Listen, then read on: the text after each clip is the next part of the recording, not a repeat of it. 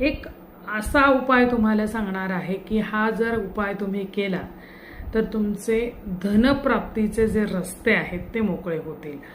धनार्जन म्हणजे पैसा मिळवण्यासाठी करण्याचा एक अमोघ उपाय देत आहे। अमोघ म्हणजे जालिम म्हणू शकतो, रामबाण म्हणू शकतो, असं एक असा उपाय ज्याला कोणी तोडू शकत नाही।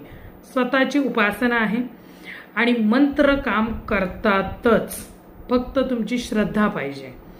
बरोबर मंत्र काम करतात। अनेक अनुभव आहेत, अनेक उपासना टेलिग्रामच्या चॅनलवरती मी लोकांकडून करून घेते। आता सध्या चालू असलेली शतनाम साधना, दुर्गा शतनाम स्तोत्र बघा, लोकांच्या आयुष्यात चमत्कारासारखे बदल घडत आहेत। तसेच तुमच्या आयुष्यात घडू शकतात। टेलिग्रामचा ग्रुप जॉईन करू शकता। पण मी तुम्हाला आता जो मंत्र सांगणार आहे तो इथेच सांगणार आहे। मंत्र तुम्हाला मी स्क्रीनवर लिहून देते। मंत्र नीट वाचा, नीट समजून घ्या।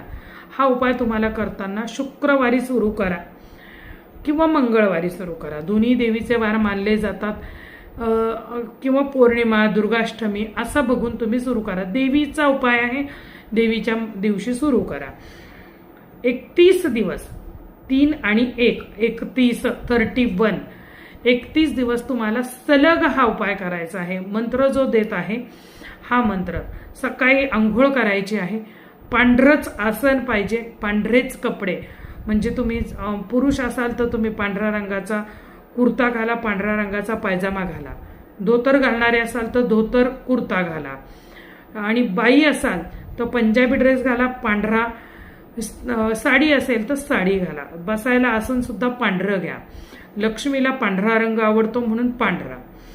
मंत्र सांगते, त्या मंत्राच्या 21 गुणिले 108 म्हणजे 21 माळा करायच्या आहेत तुम्हाला।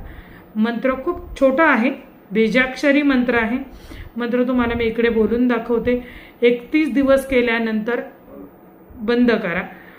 मनापासून एकही दिवस, एकही वेळ चुकवू नका।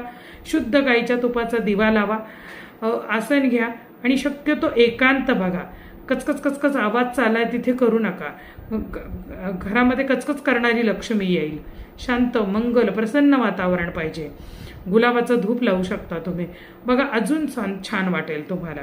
उपाय करा। मंत्र सांगते, ऐं श्रीम ह्रीम क्लीम, मंत्र मी लिहून देते। हा मंत्र तुम्हाला 21 माळा करायचा आहे। मंत्र कमळगट्ट्याच्या माळेवर जर केला तर जास्त फायदा होईल। कमळगट्ट्याची माळ